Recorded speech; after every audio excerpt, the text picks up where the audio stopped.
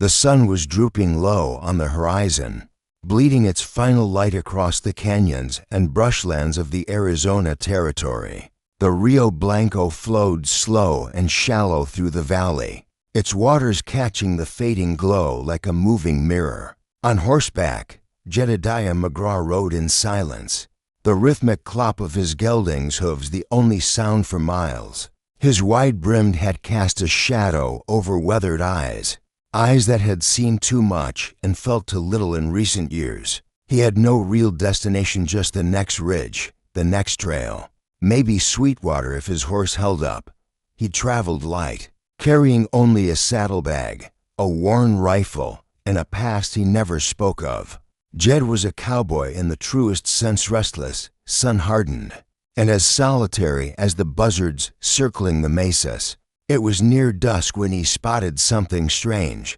Just up ahead, beside the riverbank, sat a figure small, still, and out of place. Jed tugged gently on Blackjack's reins and squinted. A girl. She sat alone on a rock with her knees pulled to her chest. Her head hung low, and though the breeze stirred the cottonwoods and whispered through the grass, she didn't seem to notice. Her dress was tattered and stained, the once white hem now brown with dirt. Her long, dark hair fell in messy waves round her shoulders. Jed approached slowly, wary not to startle her. He dismounted, the saddle creaking as he hit the ground. "Miss?" he called, his voice low but clear. She stiffened but didn't turn. He took a few cautious steps closer. "I ain't here to cause trouble. Just saw you sittin' there. You all right?" Still no answer.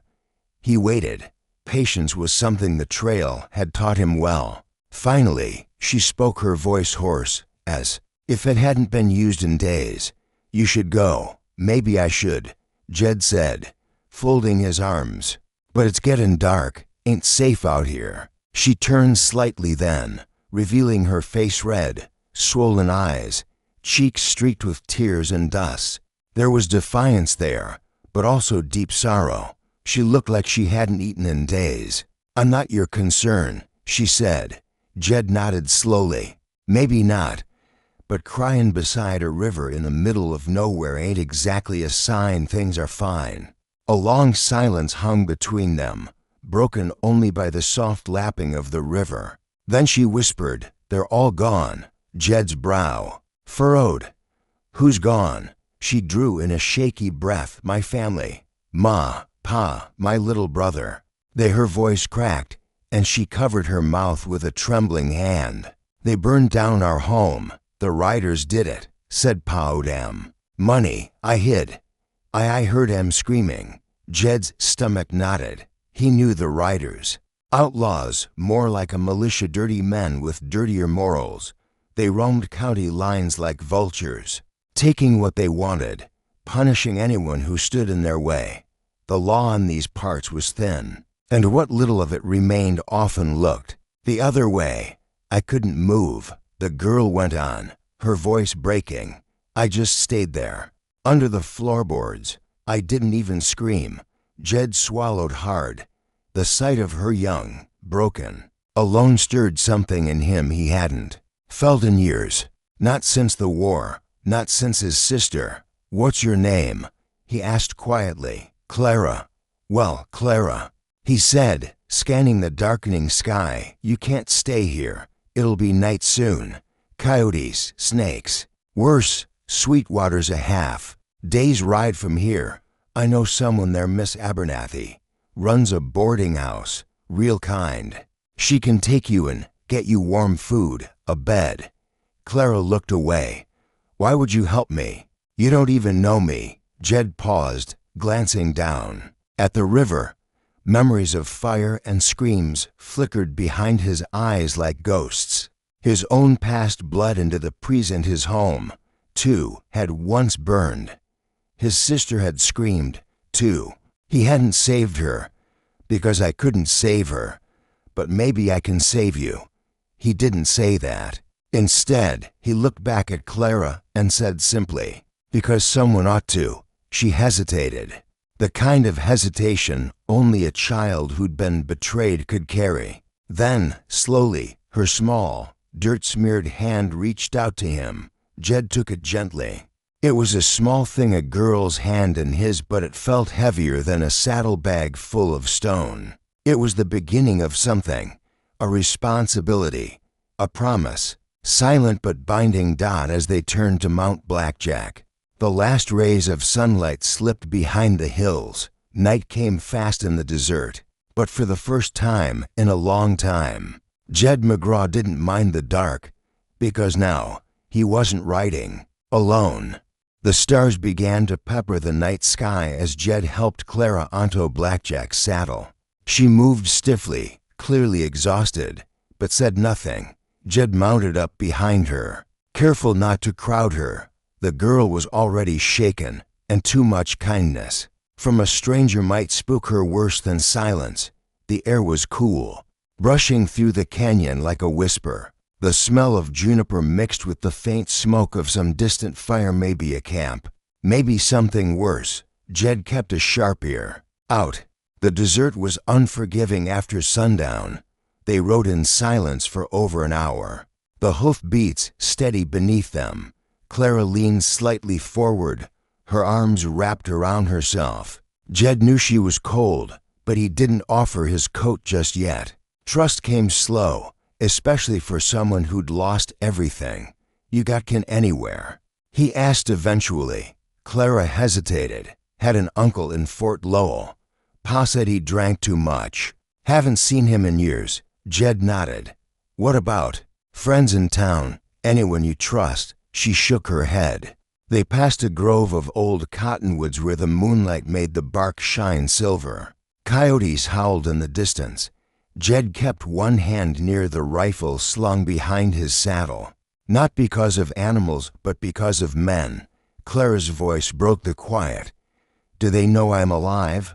Jed frowned. The riders? She nodded. Hard to say. If you were hiding well, they might think no one made it out. She was quiet for a long moment. Then, in a voice barely audible over the breeze, she said, they wore red bandanas. One of them had a scar down his neck, like a rope. Burn. Jed stiffened. That wasn't just any gang. That was Duke Carver's bunch, the Hollow Point Riders. Men who delighted in fire and fear. Duke himself had a bounty so high even lawmen kept their distance. And the man with the rope scar? That was Jeb Hangman Lancer, a brute who laughed when he strung up farmers in their own barns. Sweetwater's safer, Jed said, his tone more serious now. Town's small, but it don't take kindly to riders. They'd try anything there. They'll get more than they bargained for. Clara didn't respond. Her body had started to lean more heavily against him, head drooping slightly. To the side. You sleepin'? He asked. A soft hum of agreement was all he got. Jed slowed Blackjack and shifted her gently. All right, easy now. Just lean back a bit. I got you. She let out a shaky breath but didn't resist. The moon climbed higher, guiding them along. A barely visible trail that ran parallel to the river. Jed's thoughts turned over like river stones. He hadn't expected this, hadn't expected anyone. He was a drifter, a man who dodged responsibilities like bullets. But Clara's tears, her voice telling of hiding under floorboards, while her family burned. He had no choice. By midnight, they reached an old homestead ruin, a collapsed barn, and a crumbling stone wall. Jed decided it was time to rest. They were still 3 hours from Sweetwater, and Clara needed sleep. He dismounted first, then eased her down. We'll camp here, he whispered. She barely stirred, too tired to speak. He laid out his bedroll and offered it to her. She didn't argue, curling up tight and turning away. Jed sat nearby, rifle in hand, eyes scanning the darkness. The stars were bright above, clearer than he'd seen in months. Somewhere nearby, an owl hooted. Blackjack chewed lazily on dry grass. As the night wore on, Jed remained still, eyes wide open. He wasn't used to watching over anyone. But tonight felt different. In the quiet, Clara murmured something in her sleep. Jed leaned closer. What was that? She didn't answer, just curled tighter into herself and whispered, "Don't let them find me." Jed looked at her for a long time. "They won't," he said, almost to himself. "Not while I'm breathing." The sun was just beginning to rise when Sweetwater came into view. Nothing more than a handful of buildings scattered along a single dirt road. Smoke curled from chimneys, and the sound of a rooster crowing echoed across the flat valley. It was a quiet town, the kind that hadn't been swallowed by greed or gunfire yet. Jed rode in slow, Clara still asleep against his chest. Her breathing was shallow but steady. Her small hands clutched tightly to the edge of his coat. She hadn't spoken since they broke camp, and Jed hadn't pushed. Some things take time. The townsfolk were already beginning their day. A blacksmith hammered away at a horseshoe. A few shopkeepers were sweeping off porches. They all nodded politely at Jed, but gave curious glances to the sleeping girl in his arms. Jed guided Blackjack toward a two-story house near the end of town, a pale yellow place with green shutters and a neat little garden out front. On the porch stood a tall, broad-shouldered woman in her 50s, wiping her hands on an apron. "Jedediah McGraw," she said with a raised eyebrow. "You bringin' me trouble this early in the morning." Jed dismounted carefully and slid Clara down into his arms. She stirred, blinking in the light, and looked at the house with wary eyes. "Morning, Miss Abernathy," Jed said. "Didn't mean to show up unannounced. Got someone needs a warm place and maybe a bite to eat." Miss Abernathy stepped off the porch, her face softening as she looked at Clara. "My stars. What happened to her? Riders burned her family's farm. She's the only one made it out." Miss Abernathy's lips tightened, but she didn't waste time with questions. "Bring her in." The inside of the boarding house smelled of cinnamon and fresh bread. A fire was already crackling in the hearth. Miss Abernathy led them to a small room at the back with a simple bed and lace curtains. Clara hesitated at the door. "It's all right," Jed said gently. "No one's gonna hurt you here." Clara finally stepped in, eyes scanning the room like she expected it to disappear. Jed laid her down on the bed, and Miss Abernathy covered her with a quilt. "She'll need rest," the older woman said softly, "and food. Poor thing's half-starved." Jed stepped back, suddenly unsure of what to do with his hands. He wasn't used to staying long anywhere, wasn't used to rooms, warmth, or anyone needing him. "I'll go get more firewood," he mumbled. Miss Abernathy caught his arm before he could leave. "You're stayin'." Jed blinked. "Ma'am, you think you can ride in with a wounded girl and then ride back out again like nothing happened?" Her voice was low but firm. "She's not a stray you rescued from a ditch, Jed. She's a child, and you're the only soul in her world right now." Jed looked at the floor. "You know how many men pass through this town with guns and stories and dead eyes," she continued, "but not many who stop to pick up what's broken. That girl trusts you for some reason only God knows, and I ain't about to let you toss that aside because you're scared." "I ain't scared," Jed muttered. Miss Abernathy softened. "Maybe not, but you're tired, and you've been alone too long." "You both have." Jed didn't reply, just nodded slowly and stepped out onto the porch, out on the street. The town moved on, wagons rolling, dust rising, boots thudding on boardwalks. But for once, Jed didn't feel like he was passing through. He sat on the porch rail, watching the sky warm over the valley, and listened to the birds start their morning song. Inside, Clara slept in a real bed for the first time in days, and for the first time in years. Jed McGraw stayed in one place longer than a sunrise. Sweetwater might have been small, but it had a long memory and a sharp tongue. By noon, word had already spread. Jed McGraw had brought in a half-starved girl, and Miss Abernathy had taken her in. Folks didn't ask much out loud, but the glances, the murmurs, they buzzed through the saloon, general store, and church pews like flies on molasses. Jed ignored them. He spent the morning splitting wood behind the boarding house, the rhythmic thud of the axe helping to quiet the voices in his head. Clara had barely spoken since she arrived. She ate what Miss Abernathy put in front of her slowly, cautiously, and kept her eyes on the windows like someone might still come through them. Miss Abernathy watched over her like a hawk, and Jed found himself lingering around more than he expected, fixing a broken chair, fetching water, running errands into town. He wasn't used to staying still, but Clara's silence anchored him in place. That afternoon, he sat with her on the porch while she sipped tea. Her hands still trembled, but she was sitting upright now, her eyes a little less haunted. "Those men," she said finally, breaking the silence, "they'll come after me, won't they?" Jed didn't answer immediately. He looked out toward the horizon, where the sky turned pale blue over the distant hills. "They might," he admitted, "if they knew you made it out." Clara looked down at her cup. "You should have left me by the river." Jed turned sharply. "Don't say that. But now they'll come here, and people will get hurt. You, Miss Abernathy, you didn't ask for this, Clara. What they did, that's on them." She looked at him then, her eyes hard. "Then what do we do?" Jed leaned back. "We wait, and we watch. Sweetwater ain't a big town, but it ain't helpless either. Sheriff Rowe may be slow, but he's not a coward.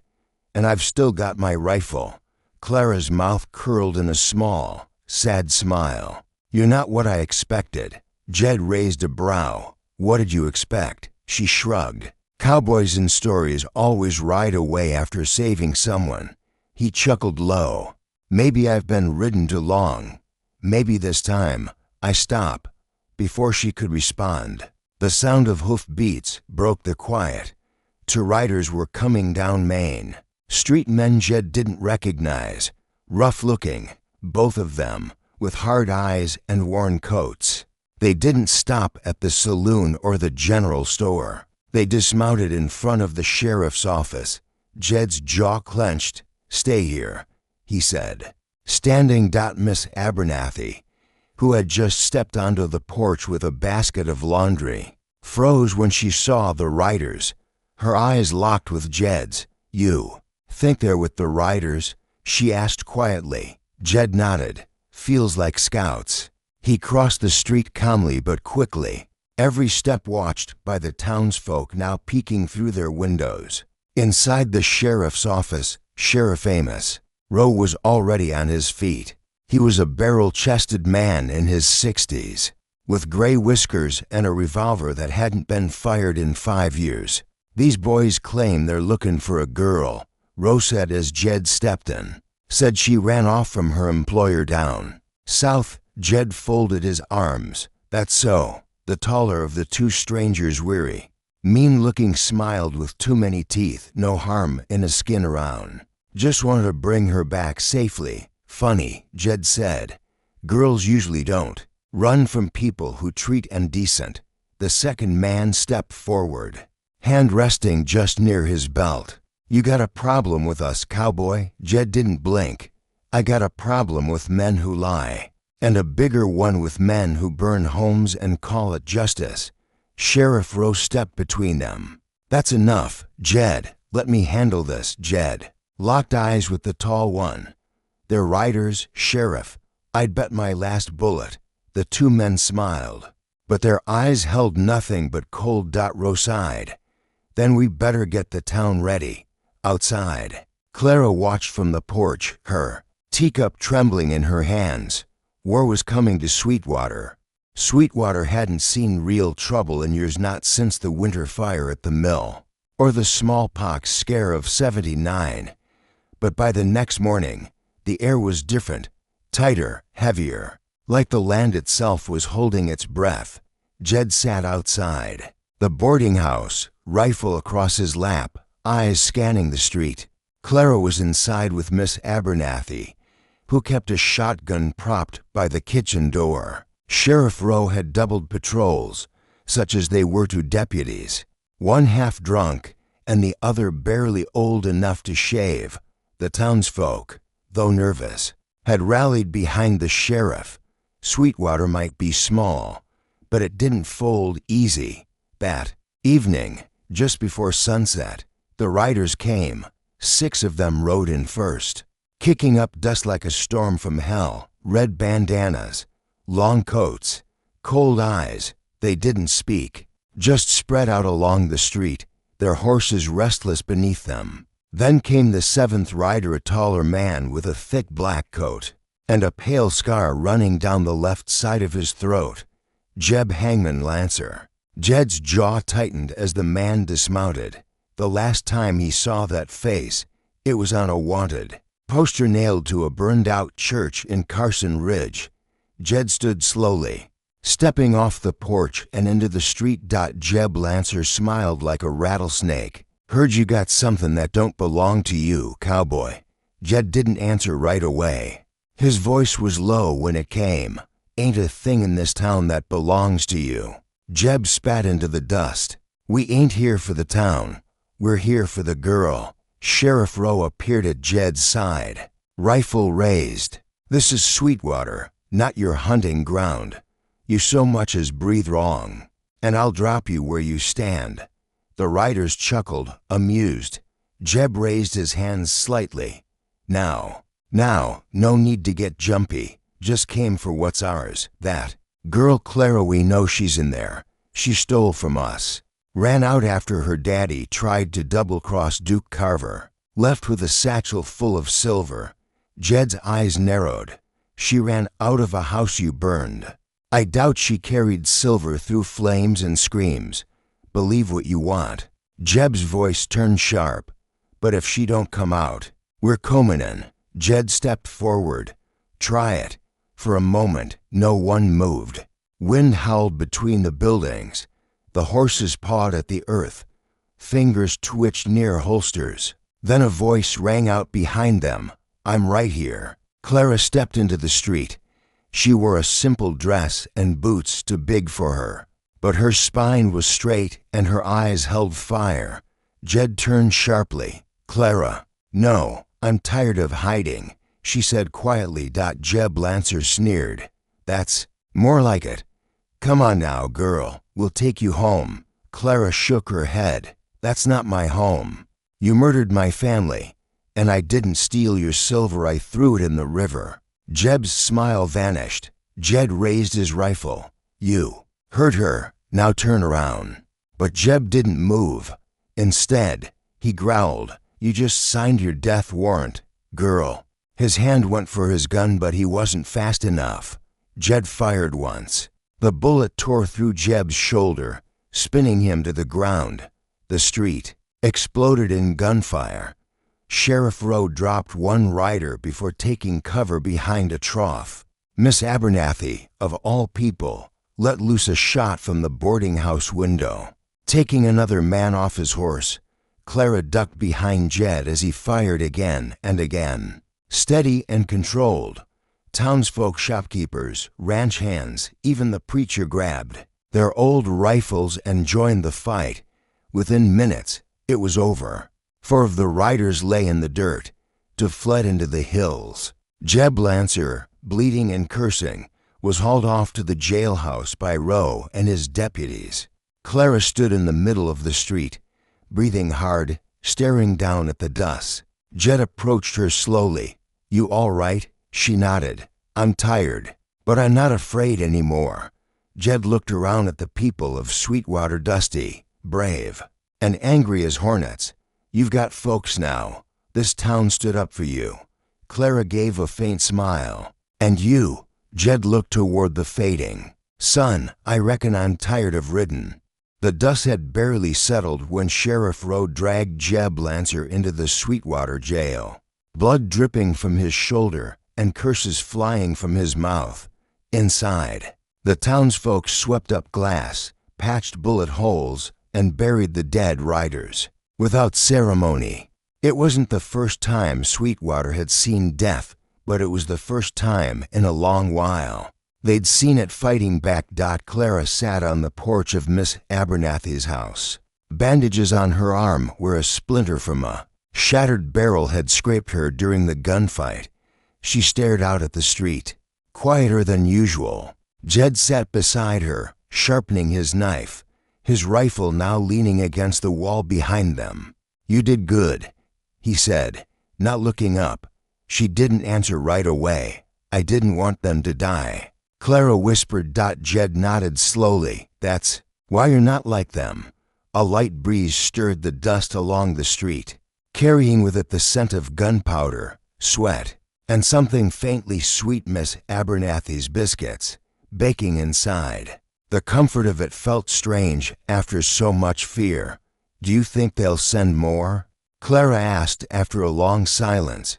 Jed paused his sharpening. "Carver's gang just lost their right hand, and half their riders. That buys us time, but Duke Carver's not the forgetting kind. So we keep running?" she asked, her voice laced with weariness. Jed shook his head. "Not this time." She looked at him, unsure. "Then what?"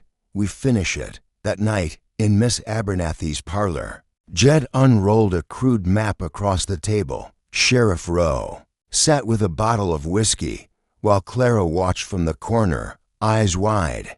"This here," Jed said, tapping the map, "is where Carver's hideout used to be, north ridge of Black Hollow. Last I heard, he set up camp near the burned mining town of Dry Creek. Got men, guns, and supplies enough to make a war." Rowe grunted. "We're not the army, Jed." "No," Jed said, "but we've got good folks here, armed now, and angry." Clara stepped closer, pointing to a spot on the map. "That stream runs down to Dry Creek, don't it? My brother and I used to fish there. There's a narrow path steep, but if you know it, you can get in close." Jed looked at her, surprised. "You sure?" She nodded. "I remember. The rocks are sharp, and there's a cave behind the stream. Pa said the old miners used it to store silver ore." Jed and Rowe exchanged glances. Miss Abernathy, who'd been eavesdropping with a spoon in her hand, muttered, "You're not taking that girl into battle." Jed nodded. "She's not going, but her memory just gave us away and plans were made." Volunteers stepped up. Sweetwater, it turned out, had more fight in it than anyone realized. By dawn, Jed, Sheriff Rowe, and a small group of townsmen were saddled up and riding hard toward Dry Creek. Clara watched them disappear over the ridge, her heart heavy but hopeful. 3 days later, the riders returned. Jed rode at the front, his face scratched, clothes torn, but eyes clear. Sheriff Rowe followed, wounded but upright. Behind them, they carried a wagon filled with crates, silver bars, guns, and the bloody remnants of Duke Carver's empire. Carver himself was dead, shot in the back by his own men trying to flee.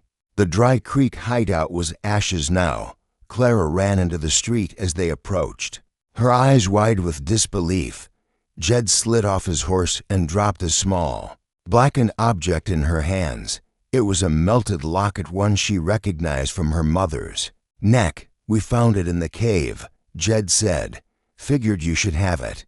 Clara held it to her chest, tears filling her eyes, not from sadness this time, but something else. "Peace. I thought I'd never feel safe again," she whispered. Jed smiled faintly. "You're safe now." Sweetwater had changed, and so had Jed. He was no longer a drifting cowboy with ghosts in his past. He was something else now, something steadier. Something stronger. Summer settled over Sweetwater like a warm quilt, golden and slow. Wildflowers grew along the creek beds. Children played stickball in the dusty streets, and the blacksmith's hammer echoed through the mornings like a heartbeat. For the first time in years, the town breathed easy.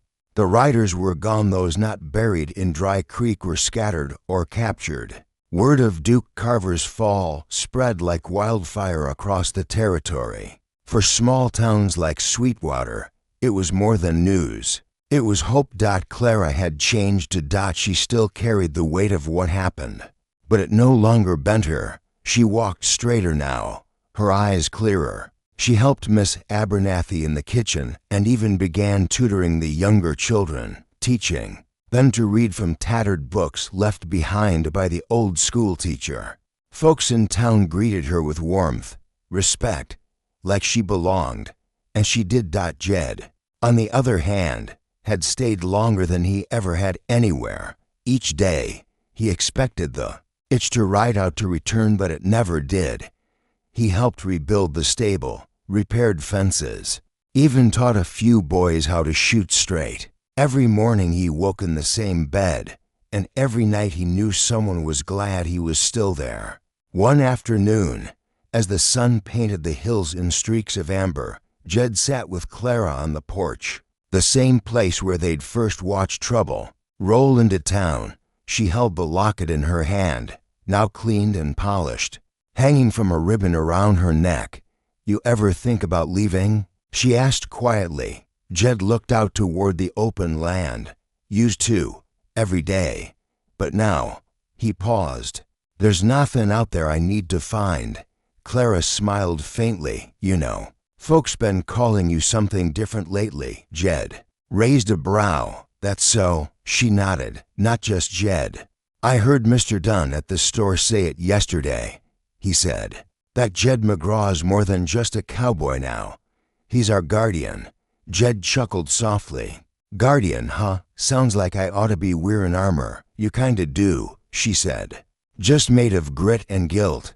He looked at her sideways. "That's supposed to be a compliment." She shrugged. "Take it however you like." The two sat in silence a while longer. Then Clara asked the question she hadn't dared to before. "Why did you really stop that day by the river?"